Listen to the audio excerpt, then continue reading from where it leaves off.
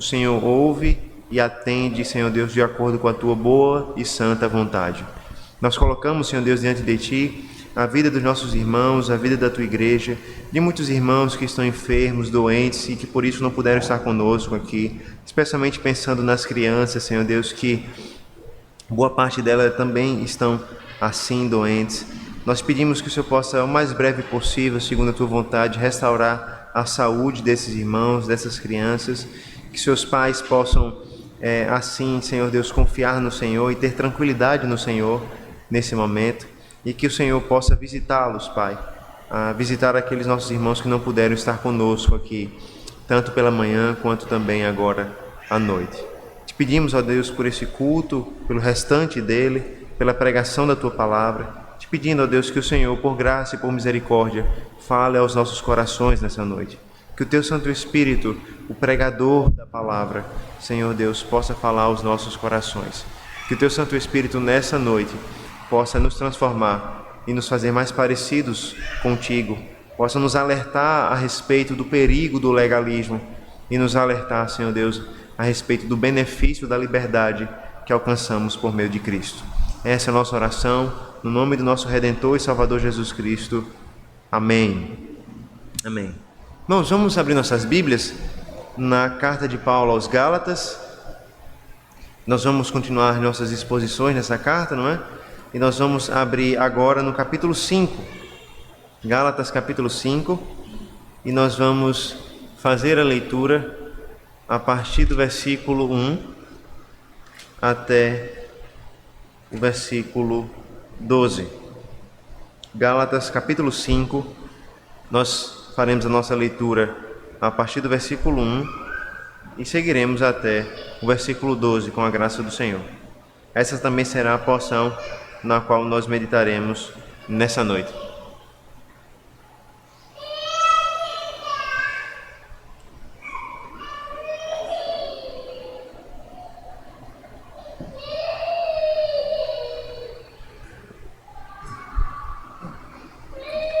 Gálatas capítulo 5, nós vamos ler a partir do versículo 1 até o versículo 12. Acompanhe com atenção a leitura da palavra de Deus. Ela nos diz assim: para a liberdade foi que Cristo nos libertou. Permanecei, pois, firmes e não vos submetais de novo a jugo de escravidão. Eu, Paulo, vos digo que se vos deixar de circuncidar, Cristo de nada vos aproveitará. De novo testifico a todo homem que se deixa circuncidar, que está obrigado a guardar toda a lei. De Cristo vos desligastes, vós que procurais justificar-vos na lei. Da graça decaístes, porque nós, pelo Espírito, aguardamos a esperança da justiça que provém da fé. Porque em Cristo Jesus nem a circuncisão, nem a incircuncisão tem valor algum, mas a fé que atua pelo amor. Corrieis bem. Quem vos impediu de continuar a desobedecer à verdade? Essa persuasão não vem daquele que vos chama. Um pouco de fermento leveda toda a massa. Confio de vós no Senhor, que não alimentareis nenhum outro sentimento, mas aquele que vos perturba, seja ele quem for, sofrerá condenação. Eu, porém, irmãos, se ainda prego a circuncisão, por que continuo sendo perseguido? Logo está desfeito o escândalo da cruz. Tomara até se mutilassem os que vos incitam à rebeldia. Amém. Vamos ao Senhor mais uma vez em oração, agora pedindo a sua iluminação e a sua instrução nessa noite. Senhor Deus, a tua palavra foi lida e nesse momento a tua igreja está reunida, desejando ouvir a tua palavra. Fala conosco, é o que nós oramos, em nome do Senhor Jesus Cristo. Amém. Irmãos, uma das coisas que mais se fala hoje, uma palavra que mais se fala, que mais toma parte nas discussões modernas é a palavra liberdade, não é? Muito se discute a respeito da palavra liberdade nos mais diferentes contextos possíveis. Nós temos discussões muito atuais como liberdade de expressão, liberdade no uso das redes sociais. Nós temos assuntos um pouco mais antigos, de algumas décadas atrás, mas que continuam sempre retornando, como a liberdade da mulher, a liberdade de se vestir do jeito que se quer, a liberdade até mesmo, veja, de decidir se o ente gerado no ventre viverá ou não. Enfim, nós temos diversos assuntos a respeito de liberdade, desde aqueles mais antigos ligados às escravidões do passado, até aos assuntos ligados à liberdade, assuntos mais modernos ligados à liberdade. Acontece que, seja que tipo de assunto for, a palavra liberdade domina o nosso vocabulário e as nossas discussões. Todos os homens buscam liberdade. Todos nós buscamos algum tipo de liberdade. Desde a nossa adolescência, quando nós buscamos ser livres da autoridade dos pais para chegar um pouco mais tarde do que eles desejam que a gente chegue, até mesmo a liberdade financeira quando ficamos mais velhos e começamos a trabalhar, a liberdade de fazer o que nós queremos, o que nós desejamos, realizar nossos sonhos, os nossos planos e assim por diante. A liberdade, ou essa palavra, esse alvo, esse conceito domina as nossas mentes, o nosso coração, domina a estrutura das nossas vidas. Paulo está falando sobre liberdade, mas não uma liberdade para decidir que roupa eu vou vestir simplesmente, ou a liberdade de ganhar financeiramente e não depender mais dos meus pais, ou de chegar a hora que eu quero, ou liberdade física, de uma escravidão física, uma escravidão moral ou qualquer outro tipo de escravidão. Paulo está falando de uma liberdade que nós alcançamos por meio do Evangelho, uma liberdade que nós alcançamos por meio de Cristo, uma liberdade que supera todas essas discussões que nós encontramos nesse mundo. Como nós temos visto, Paulo novamente tem tratado com os irmãos da Galácia a respeito do falso ensino que eles têm ouvido nos seus dias, que eles estavam ouvindo nos seus dias. O apóstolo Paulo, nas últimas semanas, tratou a respeito da filiação, respondendo a pergunta de quem de fato nós somos filhos. E é interessante perceber que os judeus, ou os judaizantes na época, aqueles que se apegavam ao estilo de vida judaico, eles diziam: nós somos o povo de Deus, nós somos os filhos de Deus, nós somos os filhos da promessa, porque nós somos filhos de Abraão. E Paulo respondeu isso de maneira muito inteligente, bíblica e sábia, quando ele diz: tudo bem, vocês são filhos de Abraão, eu não vou negar isso a vocês, mas vocês precisam se lembrar que Abraão teve 2 filhos. Abraão teve um filho da sua mulher livre, chamada Sara, esse filho chamado Isaac, mas ele teve outro filho também da escrava, chamada Agar. De quem vocês são filhos? De fato, vocês são filhos de Abraão, mas vocês não são os filhos da promessa. Vocês são filhos da escravidão e por isso vocês são escravos. Mas do outro lado, então, Paulo nos diz: Gálatas, vocês que creem em Cristo Jesus, vocês que ouviram o Evangelho, vocês sim são filhos da promessa como Isaac. Vocês sim são filhos da livre, são filhos da liberdade. E é seguindo esse passo então que Paulo chega à afirmação no versículo 1 do capítulo 5, quando ele diz que para a liberdade foi que Cristo nos libertou. Paulo está ainda tratando da escravidão e da liberdade. Paulo ainda está tratando a respeito de quem nós somos filhos, mas agora ele está nos mostrando que a liberdade que nós temos, nós recebemos por meio de Cristo. Não só isso, Paulo também está nos alertando que a liberdade que nós recebemos de Cristo, que nós alcançamos pela fé em Cristo, ela pode ser perdida, ela pode ser restringida, ela pode ser diminuída. E nós podemos então perder aquilo que Cristo alcançou para nós, pelo menos no sentido da exortação. E que ameaça então pode tirar a nossa liberdade, a liberdade que temos em Cristo? A ameaça que Paulo tem lidado durante toda a carta, a ameaça do legalismo, a ameaça de buscar uma vida, buscar a justificação, salvação e vida não por meio da fé em Cristo, mas por meio da obediência dos mandamentos, especialmente os mandamentos característicos da antiga aliança, em especial a circuncisão. Essa vai ser uma palavra que vai ser muito repetida, circuncisão, e os irmãos vão entender que a ideia é: ou nós nos voltamos para a vida da antiga aliança, para o judaísmo, e então nós nos tornamos escravos, ou nós então compreendemos que nós somos livres em Cristo para viver nos termos da nova aliança por meio da fé para a liberdade que Cristo nos alcançou. Nessa noite, então, a partir disso, nós veremos que o legalismo é um fermento perigoso que é capaz de tirar nossa liberdade em Cristo. Esse vai ser o assunto da nossa meditação nessa noite. O legalismo é um veneno, ou um fermento, perigoso, capaz de tirar a nossa liberdade, a liberdade que temos em Cristo. Nós veremos então primeiro a liberdade que nós temos em Cristo Jesus, a liberdade através da fé em Cristo. E depois nós vamos ver as ameaças do legalismo e como ele pode nos fazer perder aquilo que nós alcançamos em Cristo Jesus. Primeiro então nós veremos que pela fé, pelo Espírito e através da fé, nós somos libertos em Cristo. Pelo Espírito e através da fé, nós somos libertos em Cristo.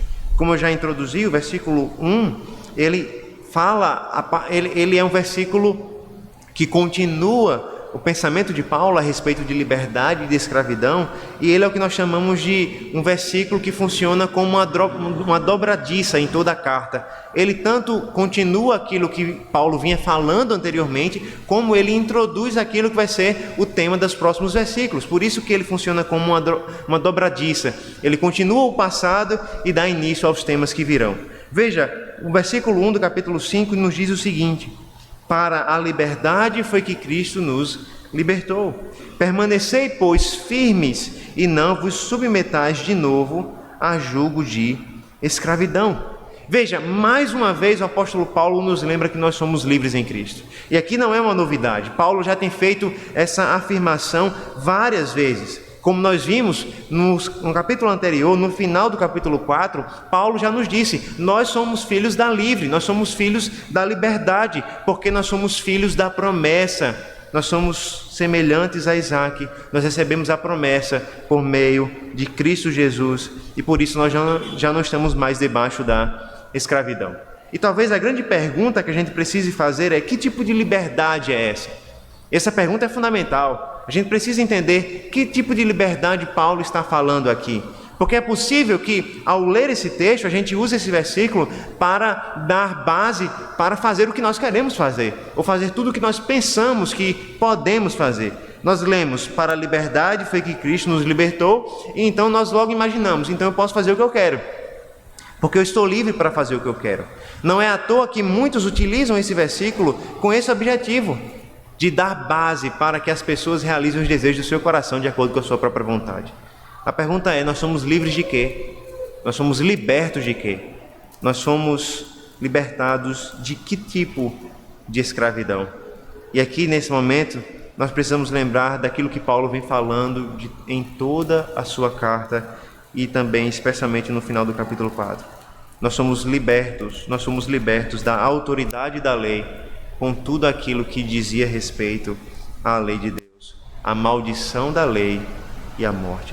Lembra que Paulo falou que aquele que está debaixo da lei é obrigado a cumprir todos os mandamentos da lei, porque se ele quebrar apenas um dos mandamentos da lei, ele está debaixo de maldição, porque lá no texto de Deuteronômio Deus disse: maldito aquele que quebrar a minha lei ou um só desses mandamentos.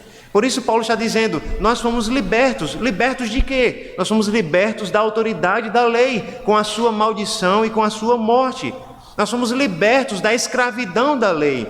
Paulo nos mostra então que antes de Cristo, antes de conhecermos o Senhor Jesus Cristo, nós estávamos debaixo de uma autoridade que nos escravizava. Essa autoridade era a lei de Deus. E veja, Paulo está falando aqui com pessoas que não eram judias de nascimento, né? Ele está falando com pessoas aqui que não nasceram como judeus, pessoas como nós, que não conheciam, por exemplo, o Antigo Testamento até conhecerem o Senhor Jesus Cristo. Mas mesmo assim o apóstolo Paulo nos diz que eles estavam debaixo da lei de Deus. E aqui Paulo está falando de forma muito semelhante àquilo que ele nos disse na carta aos Romanos, quando ele nos revela que Deus de fato colocou a sua lei no coração de todo homem. E por isso todo homem deve prestar contas a Deus, porque Deus colocou a lei em nosso coração e Deus cobra de nós a partir da lei que Ele mesmo nos deu. Paulo nos diz: vocês eram escravos da lei de Deus, vocês estavam debaixo da lei de Deus, mas Cristo vos libertou. Logo então vem a exortação: Permanecei então firmes e não vos submetais de novo ao jugo de escravidão. Parece estranho, não é? Alguém que foi liberto querer voltar para a escravidão. Alguém que teve a sua liberdade comprada, conquistada e entregue, agora querer voltar para o passado, voltar para a escravidão. Mas era exatamente isso que estava acontecendo. Esses irmãos foram libertos pela salvação de Cristo, libertos pelo Evangelho de Cristo Jesus. Eles já não estavam debaixo da autoridade da lei para viver e serem justificados pela lei. Eles já não estavam mais debaixo da maldição da lei, da morte da lei, mas agora eles estavam querendo voltar para essa escravidão.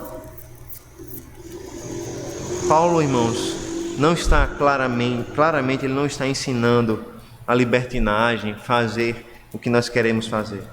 Paulo está nos dizendo que nós somos libertos da maldição da lei. Nós somos libertos da própria lei como caminho de justificação e de vida. Nós somos libertos das prescrições da antiga aliança. Nós não mais precisamos ir até Jerusalém para adorar. Nós não precisamos mais da circuncisão. Nós não precisamos mais matar animais para adorarmos a Deus. Nós não precisamos mais de sacerdotes vestidos com estola sacerdotal, com pedras preciosas no peito e assim por diante. Nós fomos libertos dessas coisas. Paulo vai mostrar como isso se desenvolve de forma muito clara nos versículos 2 e 3. Veja o que Paulo nos diz. Eu, Paulo, vos digo que se vos deixar de circuncidar, Cristo de nada vos aproveitará. De novo, testifico a todo homem que se deixa circuncidar, que está obrigado a guardar toda a lei. Veja que ao mencionar a circuncisão, Paulo nos mostra que ele não está falando a respeito, por exemplo, da lei moral de Deus, daquilo que Deus diz nos 10 mandamentos. Não matarás, não roubarás. É lógico que nós ainda estamos debaixo desses mandamentos e nós ainda obedecemos esses mandamentos. Ao mencionar a circuncisão, Paulo deixa claro que nós não estamos debaixo da lei de Deus como estava escrita na antiga aliança para obedecermos todos os seus termos. Não só isso, principalmente, como nós vamos ver, Paulo está nos dizendo que nós não estamos debaixo da lei para alcançarmos a nossa justificação e a nossa vida. É interessante que no versículo 2, Paulo ele é muito enfático, não é? Ele diz, eu, Paulo, vos digo. Os irmãos já sabiam que Paulo era o autor da carta, os irmãos já sabiam que era Paulo que estava escrevendo, mas ele faz questão de ser enfático aqui. E aqui talvez ele esteja apelando para duas coisas. Primeiro, apelando para a sua autoridade como apóstolo, eu, Paulo, apóstolo. Mas eu creio que de forma muito mais forte, Paulo está apelando para o relacionamento que ele tinha com aqueles irmãos. Os irmãos vão lembrar que no capítulo 4, o apóstolo Paulo lembra do relacionamento profundo que ele teve com os irmãos da Galácia. No início do capítulo 4, o apóstolo Paulo lembrou de como, quando ele foi evangelizar aos irmãos, ele estava doente e naquele momento de necessidade, de enfermidade, aqueles irmãos ajudaram. E Paulo diz que aqueles irmãos acolheram a ele como se ele fosse um anjo, como se ele fosse o próprio Senhor Jesus Cristo. Agora, Paulo parece lembrar desse relacionamento e diz, sou eu, Paulo, que está escrevendo. Não é qualquer outro, sou eu, Paulo, que estive entre vós. Sou eu, Paulo, o homem que vocês cuidaram, o homem que vocês receberam, o homem que vocês deram toda assistência, o homem que pregou o evangelho para vocês, o homem que ensinou a respeito de Cristo para vocês. E Paulo diz, eu, Paulo, vos digo, se vocês vos deixarem ser circuncidados, Cristo de nada vos aproveitará. A exortação é muito clara, é para que eles não permitissem a circuncisão, eles não se deixassem circuncidar. Desde o início, irmãos, da carta de Paulo, desde o início das nossas exposições nessa carta, nós temos visto como a circuncisão era uma questão fundamental nessa situação. E nós podemos afirmar que toda a questão se resumia na circuncisão. Todo o problema que Paulo está tratando aqui na carta aos Gálatas pode ser resumido nessa palavrinha, circuncisão. Por quê? Porque nós devemos lembrar que os falsos mestres, os agitadores que estavam influenciando os irmãos da Galácia, estavam impondo sobre eles uma vida, um estilo de vida judaico, segundo a antiga aliança. Eles diziam, em outros termos, olha, vocês creram em Cristo, vocês confiam em Cristo, e isso é de fato fundamental. A fé em Cristo salva. Mas eles diziam, mas não é só a fé em Cristo que salva. Além da fé em Cristo, vocês precisam ser circuncidados, vocês precisam aderir os sábados, vocês precisam guardar as festas judaicas, vocês precisam ir até Jerusalém para adorar, vocês precisam viver como judeus. Eles compreendiam que o povo de Deus, o povo da promessa, os filhos de Abraão, de fato deveriam viver como a lei do Antigo Testamento ensinava. Dessa maneira eles diziam, vocês são filhos de Deus não só pela fé que possuem em Cristo, mas vocês são filhos de Deus porque vocês, além de crerem em Cristo, vocês vivem como filhos de Deus, guardando a lei do Antigo Testamento, especialmente a circuncisão. E a circuncisão, irmãos, parece ser o último passo na transformação de alguém no judaísmo. A circuncisão parece ser o último passo na migração de fé cristã para a fé judaica, ou de fé cristã para uma fé cristã judaizante. Isso parece ter um motivo óbvio, né? A circuncisão era algo muito doloroso, não existia anestesia e, enfim, era algo muito doloroso para os homens e quanto mais se pudesse adiar esse passo, melhor, não é? Então, os homens e as famílias aderiam outros aspectos da vida judaica e deixavam a circuncisão por último. É por isso que Paulo, em alguns momentos da sua carta, ele já disse, vocês guardam meses, dias e anos, ou seja, aqueles irmãos da Galácia já estavam vivendo como judeus, eles já guardavam os sábados, eles já guardavam os meses santos, as épocas santas, as festas santas, mas ainda faltava uma coisa, ainda faltava a circuncisão, ainda faltava o último passo a ser dado. E é por isso que Paulo é tão insistente aqui, se vocês se deixarem circuncidar, Cristo de nada aproveitará. Não é que Paulo é contra a circuncisão propriamente dito. Paulo vai dizer logo mais na frente, olha, em Cristo, circuncisão ou não circuncisão não faz a menor diferença. Muitas pessoas hoje praticam a circuncisão por outras questões, inclusive questões de saúde.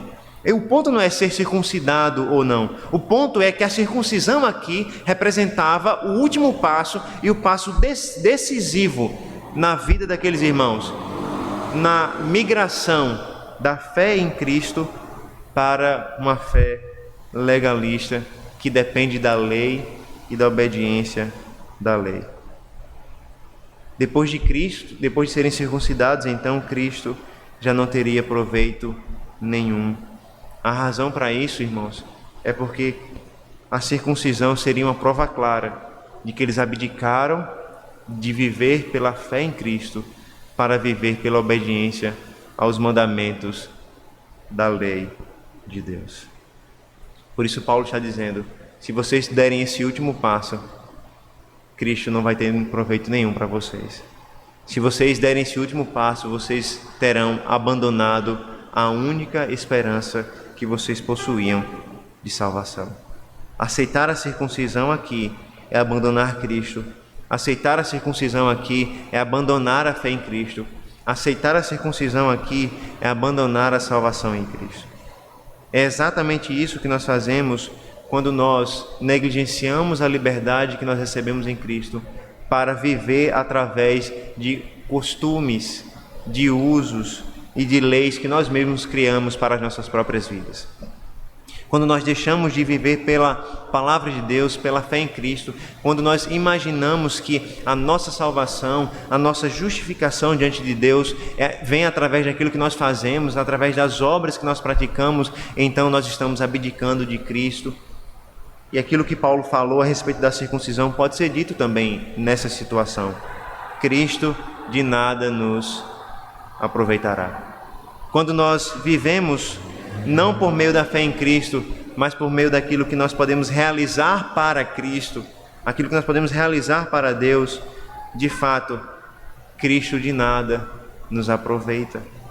O que Paulo tem em mente aqui, irmãos, é aquilo que ele já tratou em outros momentos da carta: justificação pelas obras ou fé em Cristo Jesus. A circuncisão aqui era um símbolo da justificação pelas obras. Por isso nós podemos compreender que sempre que nós buscamos a justificação pelo que nós fazemos e praticamos, nós abdicamos da justificação pela fé. E Cristo não tem proveito nenhum para nós. Versículo 4 é enfático, não é? Versículo 4 nos diz que de Cristo vos desligastes, vós que procurais justificar-vos na lei, da graça decaístes. É interessante que essa frase, justificar-vos na lei, talvez seja melhor traduzida por justificar-vos pela lei. A ideia é de que a circuncisão era um símbolo claro daquilo que os gálatas desejavam: justificação através da lei. Eles queriam ser salvos diante de Deus, justificados diante de Deus por obedecer à lei de Deus em todos os seus termos, até o último, até a circuncisão. E Paulo está dizendo: se vocês querem ser justificados pela lei de Deus, vocês serão desligados de Cristo. Da graça vocês caíram. A palavra desligar aqui pode ser traduzida por separação. Ou seja, aqueles que desejam justificação pela lei são separados de Cristo. Estão separados de Cristo. Por isso, irmãos, nós percebemos a gravidade daquilo que os irmãos estavam praticando aqui. E por isso nós percebemos a angústia de Paulo nessa situação aqui. Aqueles irmãos haviam depositado a fé em Cristo, a esperança em Cristo, e agora eles estão mudando de esperança, de fé, abandonando a fé em Cristo para a fé nas obras, abandonando a fé em Cristo para a fé na lei. E só faltava um único passo para eles darem a decisão final. Nós, crentes em Cristo Jesus, fomos libertos da lei. Quando nós então abandonamos a Cristo, quando nós então desejamos a justificação pelas obras, nós estamos automaticamente nos separando de Cristo e voltando à escravidão do passado. Isso pode parecer uma realidade distante para nós, não é? Isso pode parecer uma realidade dos Gálatas lá no passado, da igreja primitiva que lidava com grupos judeus. Nós não temos tantos judeus aqui em Alagoas e por isso pode parecer que nós não temos tantas ameaças nesse sentido assim. Mas talvez essa ameaça, a ameaça do legalismo, não apareça com a capa do judaísmo, mas aparece com outras capas muito sutis. E muitas vezes nós vemos pregadores da palavra, igrejas que ao invés de pregarem o evangelho em Cristo e a salvação pela fé em Cristo, estão mais preocupados em pregar aquilo que nós devemos e não devemos fazer. Veja, o que nós devemos e não devemos fazer faz parte da vida cristã. É interessante que o nosso breve catecismo, ele nos diz que a Bíblia nos ensina principalmente o que nós devemos crer e o que nós devemos fazer, o que Deus exige de nós. Mas é interessante que o nosso catecismo, quando fala do que Deus exige de nós, ele não está falando só dos 10 mandamentos ou de qualquer outro tipo de lei. Quando o nosso catecismo fala sobre o que Deus exige de nós, ele está inclusive falando da fé. Está falando que Deus exige de nós a fé, Deus exige de nós a santificação e assim por diante. Mas o que nós vemos então são igrejas que focam naquilo que a lei exige de nós, não aquilo que Deus exige de nós. E por isso as pregações são muito mais sobre o que nós devemos fazer ou sobre o que nós podemos fazer para agradar a Deus.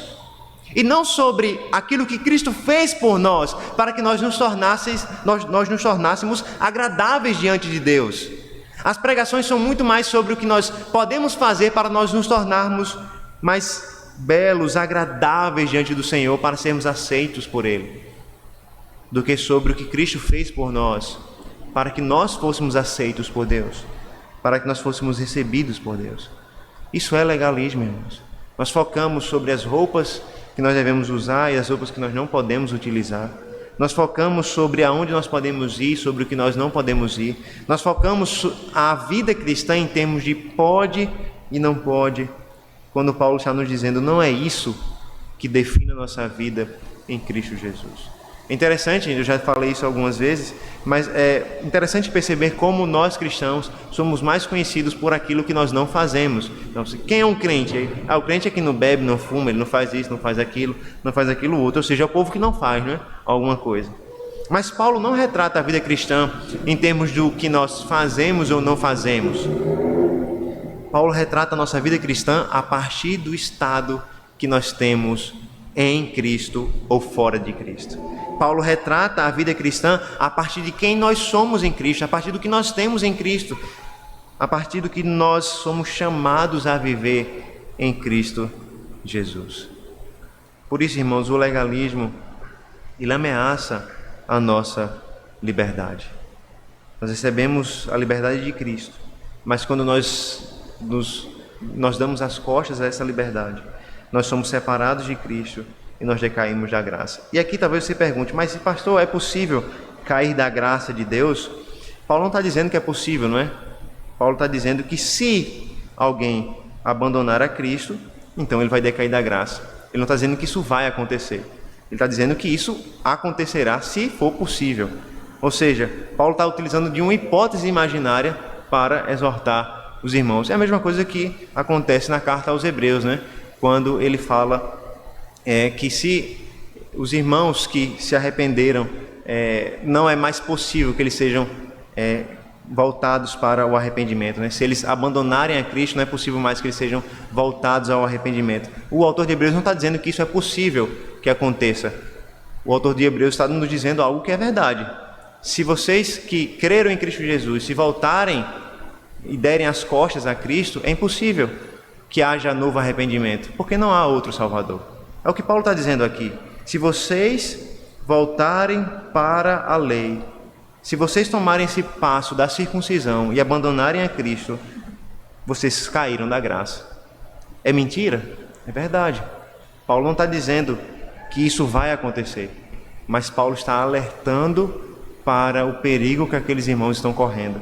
E nós cremos que, pela sua soberania e graça, essa exortação será suficiente para que os eleitos de Deus ouçam e justamente não caiam no engano, e então não caiam da graça de Deus. Ou seja, as palavras de exortação de Paulo são o instrumento de Deus para fazer com que a sua graça eficaz chegue aos seus efeitos. Paulo compreende que a graça de Deus funciona assim, e por isso ele diz: não abandonem a Cristo, porque senão não tem salvação para vocês, sabendo que os eleitos de Deus irão ouvir, irão atender as suas palavras. Veja, os versículos 3 e 4 da carta de Paulo aos Gálatas, do capítulo 5, não é? São muito parecidos com o capítulo 3, versículo 10. Volte agora para Gálatas, capítulo 3, versículo 10, e veja como aquilo que está sendo dito nos versículos 3 e 4 é muito semelhante àquilo que é dito no versículo 10 do capítulo 3.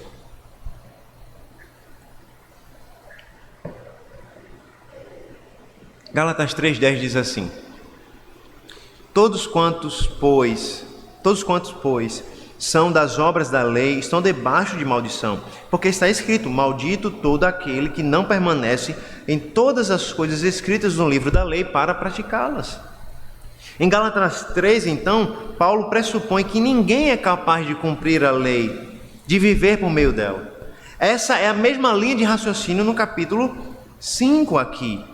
Ninguém é capaz de guardar a lei. E porque ninguém é capaz de guardar a lei, todos que desejam viver pela lei estão debaixo de maldição, se separaram de Cristo, caíram da graça. No bom resumo de Douglas Moore, se os Gálatas decidirem ser circuncidados, eles estarão se condenando, porque o poder do pecado os impede de cumprir toda a lei, a qual eles devem obedecer se quiserem encontrar justificação na lei. Paulo está dizendo: se vocês quiserem ser salvos pela lei de Deus e tomarem essa decisão na circuncisão, vocês caíram da graça e agora vocês estão sozinhos. E vocês terão que ser salvos sozinhos. Paulo está dizendo: vocês receberam a graça de Cristo, mas se vocês decidirem abandonar Cristo, vocês estão sós. Não tem mais graça para vocês. Não tem mais salvação para vocês. Vocês querem ser salvos pela lei, vocês vão ser salvos pela lei. Mas Paulo nos lembra: ninguém pode ser salvo pela lei. A expectativa, irmãos, para aqueles que abandonam a Cristo não é das melhores. A expectativa para aqueles que abandonam a Cristo é de uma salvação pelas obras. E Paulo alerta: ninguém pode ser salvo pelas obras da lei. A expectativa para os que creem, porém, é outra, completamente diferente. Veja, os versículos 5 e 6 nos diz assim: porque nós, pelo Espírito, aguardamos a esperança da justiça que provém da fé. Porque em Cristo Jesus, nem a circuncisão, nem a incircuncisão tem valor algum, mas a fé que atua pelo amor. Paulo chama, irmãos, a nossa atenção para o que nós temos em Cristo agora. Primeiro, ele nos lembrou do que nós temos em Cristo, a liberdade. Depois, nos lembrou que nós podemos perder tudo isso por meio do legalismo. E nos mostra agora, novamente, o que nós temos em Cristo. E Paulo nos mostra que, pelo Espírito, nós aguardamos a esperança da justiça que provém da fé. Esse verbo aqui, aguardar, ele é enfático. A gente poderia traduzir como aguardar ansiosamente. Paulo está nos dizendo, pelo Espírito nós aguardamos ansiosamente a esperança da justiça que provém da fé. E é interessante aqui, irmãos, porque nós temos uma dimensão futura da justificação, não é? E talvez você pergunte, mas a justificação não é algo que nós já temos por meio da fé? É verdade, nós sempre aprendemos isso, e essa é uma verdade muito clara da palavra de Deus. Pela fé nós somos justificados do nosso pecado. Mas aqui Paulo nos diz que há uma dimensão futura na justificação. A justificação ela está inaugurada, mas ela vai ser completada ainda na obra de Cristo, na consumação da obra do Senhor Jesus Cristo. A justificação também faz parte daquela dicotomia que nós vemos na vida cristã, né? Já e ainda não. A justificação já é nossa pela fé. Nós já fomos justificados do nosso pecado. Porém, a palavra de Deus nos diz que essa justificação será completa quando Jesus Cristo voltar para julgar o mundo e então nos declarar justos diante de todo o planeta. Pelo Espírito, então, nós aguardamos esse dia. Nós já recebemos a justiça de Deus, mas nós aguardamos pelo Espírito, pela fé, o dia em que nós seremos declarados justos, no dia em que Cristo voltar para julgar todos os homens. Versículo 6, então, diante dessa esperança que nós temos pelo Espírito que habita em nós, traz a conclusão: em Cristo, nem circuncisão, nem a incircuncisão tem valor algum. E certamente, irmãos, essa frase causaria um espanto para qualquer judeu. Chegar para um judeu e dizer, olha, ser circuncidado ou não, diante de Deus não vale nada. Isso causaria um espanto terrível em qualquer um dos judeus. E é mais impressionante ouvir isso de Paulo, aquele que, quando fala da sua própria vida, diz que era judeu, que se avantajava entre os da sua própria idade, que era fariseu, zeloso como aquele grupo era das suas tradições. E esse homem agora transformado pelo Evangelho, ele é capaz de dizer que diante do Senhor nem circuncisão tem algum valor. Por quê? Porque é a fé que define o nosso relacionamento com Deus agora. E essa fé atua pelo amor, não é? Não é mais a circuncisão que define o nosso relacionamento com Deus, mas é a fé que atua pelo amor. E nessa frase, a fé que atua pelo amor, nós aprendemos uma importante doutrina, um importante ensino da fé cristã. Aqui, o apóstolo Paulo nos ensina que a fé verdadeira se expressa em atos de amor. É interessante, não é? Porque essa ênfase na liberdade que nós temos em Cristo, essa ênfase na salvação, na justificação pela fé, poderia nos levar à má compreensão de acreditar que nós podemos fazer o que nós queremos, uma vez que nós já fomos justificados e nós já cremos em Cristo e fomos salvos assim. Mas Paulo não deixa brechas para essa compreensão. Paulo nos diz que a verdadeira fé atua pelo amor. Paulo nos diz que a verdadeira fé não é uma fé que diz, olha, eu fui salvo dos meus pecados e então eu estou despreocupado porque eu creio em Jesus Cristo. Paulo está dizendo, a verdadeira fé atua pelo amor, realiza obras de amor. E aqui a frase de Calvino, ela é clássica, não é, sobre esse assunto. Ele diz o seguinte: não é nosso ensino que a fé que justifica está sozinha. Afirmamos que ela é invariavelmente acompanhada de boas obras. Apenas afirmamos que somente a fé é suficiente para a justificação. Ou seja, Calvino nos lembra aquilo que Paulo está nos dizendo aqui em toda a carta aos Gálatas. Somente a fé é suficiente para a justificação. Mas quem disse que a fé que justifica está sozinha? Paulo nos diz que a fé que justifica atua pelo amor. A fé que justifica não é morta, ela produz frutos e glorifica a Deus. É conversa, né? Quem disse que Paulo dizia uma coisa e Tiago dizia outra. Paulo está dizendo a mesma coisa que Tiago vai dizer na sua carta, que a fé viva atua pelas obras de amor. Paulo está dizendo exatamente a mesma coisa que o Tiago nos disse na sua carta. A fé verdadeira não é uma fé morta, é uma fé que se demonstra pelas suas obras, pelos seus atos de amor. Aqueles que estão em Cristo, então, vivem pela fé e demonstram a sua fé pelo amor, através de obras agradáveis por meio do Espírito Santo. Pelo Espírito, irmãos, e através da fé, nós somos libertos por Cristo. E pelo Espírito e através da fé, nós demonstramos os frutos dessa liberdade. Veja, nós compreendemos no final desse primeiro ponto aquilo que nós temos em Cristo, a esperança, a fé que nós temos em Cristo. Agora nós vamos ver as consequências perigosas que o legalismo pode trazer sobre a nossa caminhada cristã. O legalismo pode restringir ou retirar a nossa liberdade. Veja que a partir do versículo 7, Paulo traz um foco um pouco diferente. Se nos versículos 5 e 6, Paulo falou a respeito daquilo que nós temos em Cristo Jesus, a partir do versículo 7, Paulo vai focar especificamente no perigo do legalismo e dos falsos mestres. Versículos 7 e 8 nos dizem assim: vocês corriam bem. Quem vos impediu ou colocou um tropeço de continuardes a obedecer à verdade? Esta persuasão não vem daquele que vos chama. Paulo, irmãos, olha para a vida desses irmãos e parece dizer com lamento, né, no coração e nos lábios: vocês corriam tão bem. E aqui a imagem da corrida é muito conhecida, né, nas cartas de Paulo. Ele utiliza até essa imagem para si mesmo, quando ele diz que ele completou a carreira, completou a corrida. Agora ele aplica essa mesma imagem de uma corrida para os irmãos da Galácia, nos lembrando que a vida cristã é uma corrida, a vida cristã é uma maratona. E é fácil começar, difícil é terminar. E por isso Paulo está dizendo: vocês começaram tão bem. Vocês corriam tão bem, vocês estavam tão bem nessa corrida cristã. E aí ele pergunta: quem então impediu vocês de continuar obedecendo à verdade? Quem persuadiu vocês para que vocês deixassem de ouvir a verdade? Quem está atrapalhando a corrida de vocês? Quem está atrapalhando a caminhada de vocês? Versículo 8 ele faz questão de dizer: essa persuasão não vem daquele que vos chama. Os Gálatas foram chamados inicialmente por Deus para viver pela graça de Deus, e as tentativas então de desviar esses irmãos desse caminho não vêm de Deus. Deus chamou eles para viverem segundo a graça de Deus, pela graça de Deus, e agora eles estão se desviando desse caminho e já não estão correndo bem.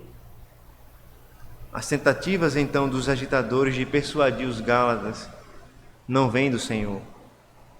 Não vem daquele que inicialmente o chamou para a caminhada.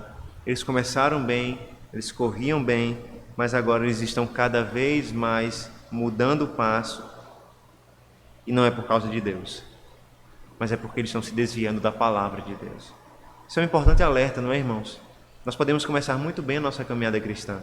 Nós podemos começar de maneira muito animada a nossa caminhada cristã, animados com o Evangelho de Cristo, animados com a fé em Cristo, animados com a palavra de Deus, desejosos de aprender a palavra de Deus, de falar de Cristo, de falar do amor do Senhor. Mas é possível também que com o passar da caminhada a gente comece a ouvir outras vozes que não a voz de Deus falando na sua palavra. E então o nosso ânimo, a nossa força para correr a corrida já não é mais a mesma. Então nós começamos a nos desanimar e nós já não corremos tão bem como corríamos outrora. Isso não vem de Deus. É justamente o fato de nós não ouvirmos a Deus que nos leva a esse estado de cansaço e que nos impede de correr diante do Senhor. Veja, o versículo 9 nos alerta: pouco fermento leveda toda a massa. E veja, fermento, né, é muito utilizado nas Escrituras essa imagem do fermento, tanto para coisas boas quanto para coisas ruins. E aqui claramente o contexto é de algo ruim. Paulo está utilizando um ditado aqui, parece ser um ditado popular, por isso que aparece várias vezes na Bíblia. E Paulo está utilizando esse ditado, aplicando ele numa situação terrível, não é? Paulo está dizendo: olha, um pouco de fermento pode levedar toda a massa, ou seja, alguns agitadores, alguns falsos mestres, alguns irmãos mal intencionados podem infectar todo o rebanho de Deus. E é isso que está acontecendo. Poucos têm se infiltrado entre vós, pregado um falso evangelho, afastado vocês de Cristo, e vocês têm deixado ser levados por eles. Versículo 10 mostra uma esperança de Paulo aqui. Paulo diz: eu confio, eu espero que vocês não vão alimentar outro sentimento. E a palavra aqui, sentimento, pode ser traduzido por perspectiva, pensamento, visão. A ideia é de que eles não vão alimentar uma nova visão, uma nova perspectiva. Ou seja, eles não vão abandonar a fé em Cristo para aderir a uma nova visão a respeito de Deus, da fé e do mundo como um todo, não é? Mas veja que Paulo não confia neles, não é? Paulo não confia nos irmãos na Galácia. Paulo diz: eu confio de vós no Senhor. Ou seja, a confiança de Paulo está em Deus. Paulo diz: olha, eu confio que vocês não vão ceder às tentações dos falsos ensinos. Eu confio que vocês não vão abandonar a Cristo. Eu confio que vocês não vão abandonar o Evangelho. Mas eu confio no Senhor. Eu confio por causa do Senhor. E nos mostra, irmãos, como Paulo confia que a nossa perseverança na fé depende inteiramente de Deus.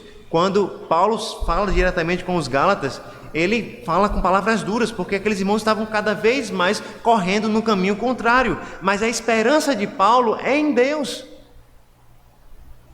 Isso deveria ser, irmãos, um ensinamento para o nosso coração, quando nós vemos irmãos nossos que se afastam na fé, quando nós vemos igrejas que se afastam na fé.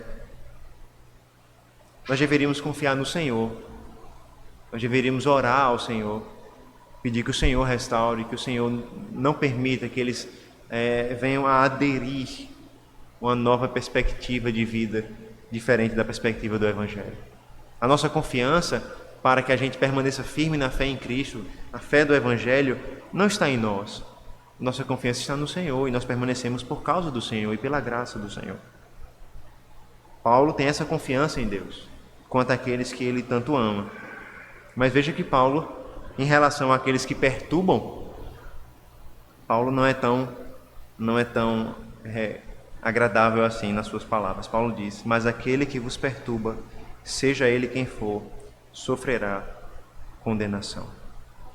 E que a palavra condenação é a palavra penalidade, né? Julgamento. Certamente Paulo está se referindo ao julgamento final de Deus, né? Ele está dizendo que essa pessoa que perturba, essa pessoa que traz falsos ensinos, que contamina a igreja com o falso evangelho, não passará impune, porque Deus irá punir. E é interessante que Paulo diz, né? Seja quem for. Paulo não precisava utilizar essa frase, né? Paulo poderia muito bem dizer: mas aquele que vos perturba sofrerá condenação. Mas ele faz questão de acrescentar: seja ele quem for. Essa frase sugere, então, que se tratava de alguém importante na igreja. Essa frase sugere que se tratava de pessoas importantes, talvez importantes por causa da antiguidade, né? Muito tempo na fé, talvez importantes porque eram presbíteros, diáconos, talvez importantes porque tinham recursos financeiros. Nós não sabemos exatamente, mas parece que essas pessoas que estavam divulgando o falso evangelho e levando esses irmãos a abandonarem a Cristo por uma vida regada pelas obras e pela justificação através das obras, eram pessoas importantes. E Paulo está dizendo: seja quem for, sofrerá condenação, sofrerá penalidade.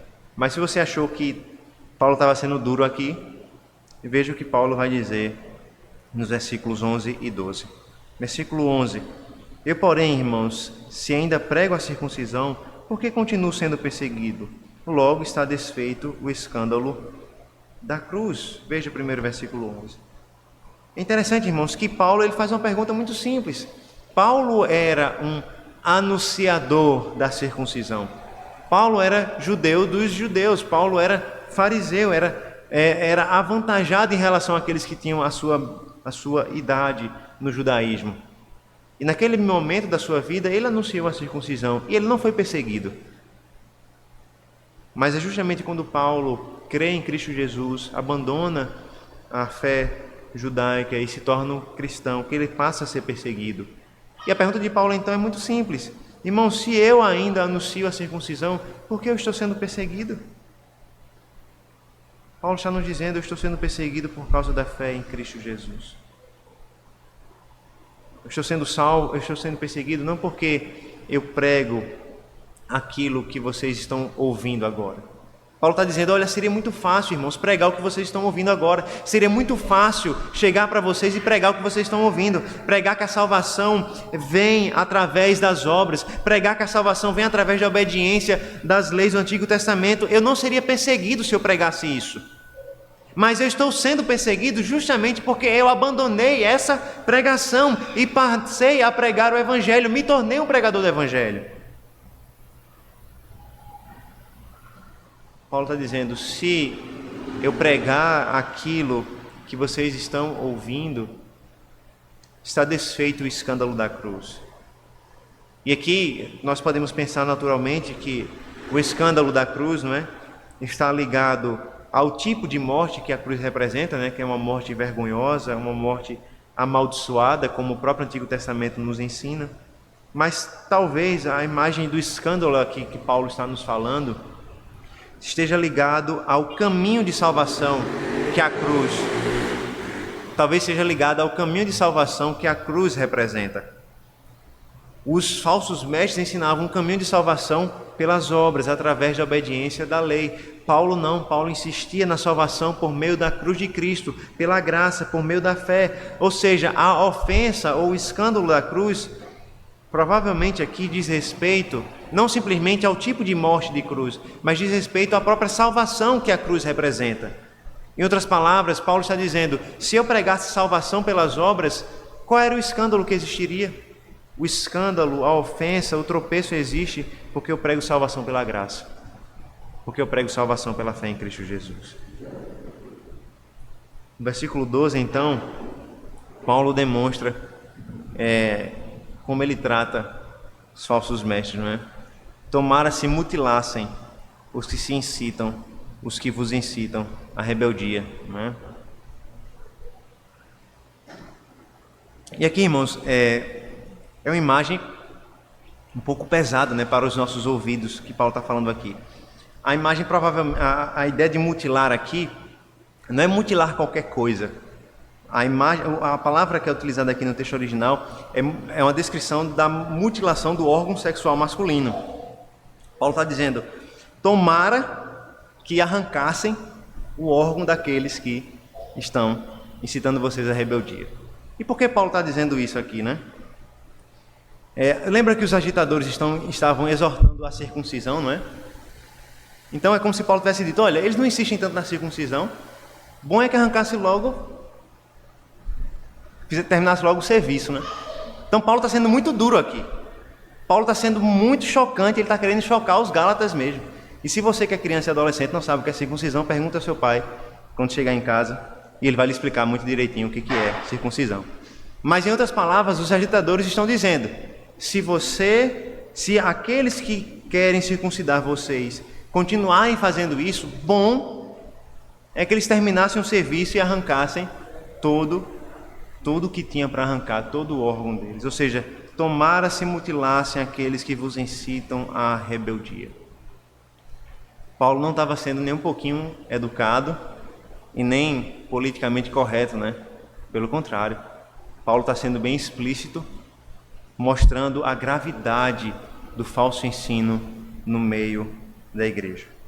Alguns também vão sugerir que aqueles que foram emasculados, né, aqueles que tiveram seus órgãos sexuais arrancados, eles não poderiam adentrar no tabernáculo e no templo. Talvez a imagem então de Paulo é que eles fossem excluídos da presença de Deus por meio disso, né?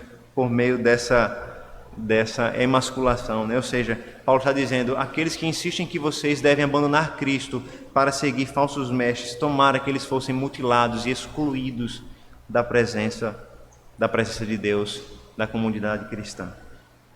Irmãos, o legalismo é um fermento perigoso e Paulo precisa de palavras duras para tratar desse fermento tão perigoso.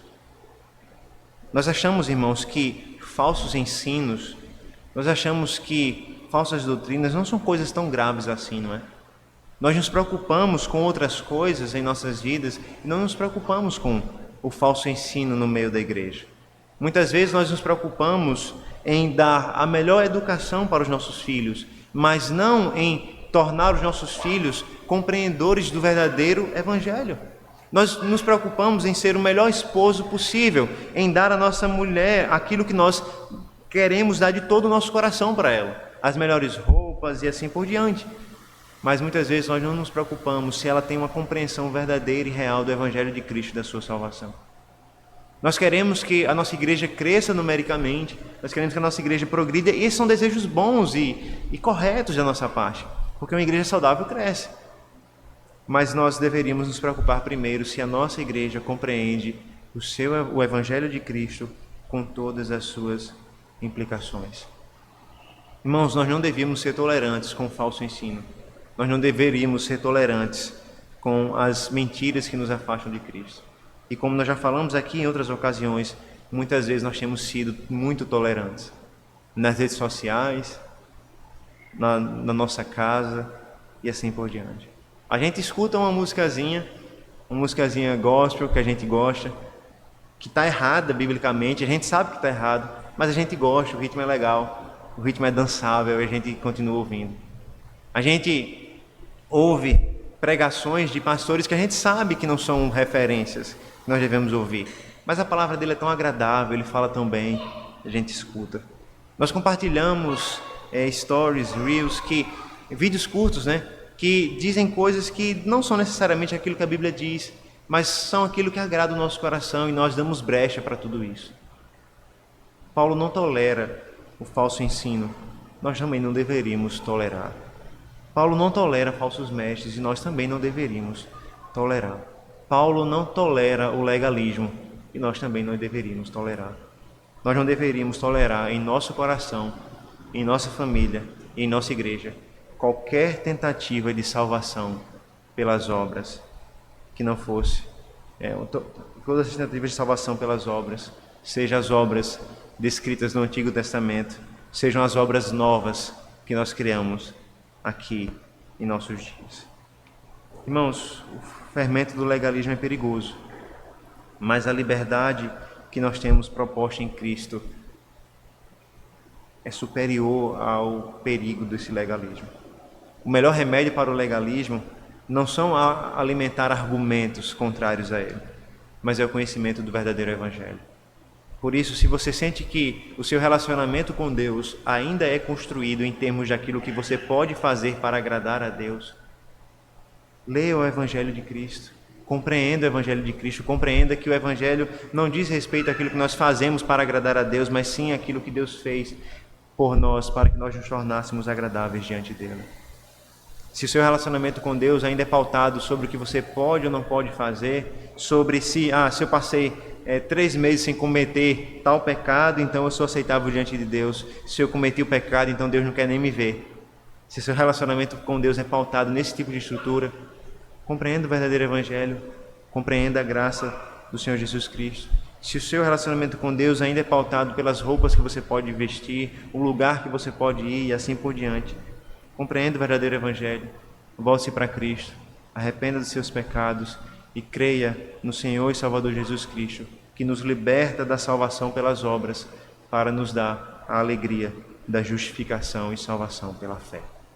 Creia em Cristo Jesus, para que você seja salvo desse fermento maligno do legalismo e conheça a verdadeira liberdade em Cristo Jesus. Vamos orar ao Senhor nesse momento, pedir a Ele que nos ajude e nos dê fé nesse Salvador. Senhor nosso Deus, nós te louvamos, Pai, porque na Tua palavra nós aprendemos a respeito de um Salvador gracioso, nós aprendemos a respeito de uma salvação graciosa, salvação por meio de Cristo, salvação por meio da fé. Nos perdoa, Senhor Deus, quando muitas vezes nós somos tentados a ouvir outras vozes que não são a Tua palavra. Nós somos tentados a ouvir vozes que nos ensinam que nós devemos fazer isso ou aquilo outro para conquistar o Teu favor, para conquistar as Tuas bênçãos, para conquistar, Senhor Deus, o Teu amor. A Tua palavra nos ensina, Pai, que o nosso relacionamento contigo não está firmado em nossas obras, mas sim naquilo que Cristo realizou por nós na cruz. Não permita, Senhor Deus, que nós sejamos tolerantes com o falso ensino e com os falsos mestres. Nos livra do fermento do legalismo, aquele fermento que adentra o mais profundo do nosso coração, aquele que se manifesta em nossas famílias, aquele que se manifesta em nossa igreja. Que nós sejamos conhecidos por viver segundo a graça do Senhor, a graça de Cristo Jesus. Essa é a nossa oração em nome do Senhor Jesus Cristo, nosso gracioso Redentor. Amém. Irmãos, vamos ficar de pé nesse momento, vamos cantar o Salmo número 103, a segunda parte dele. Salmo número 103.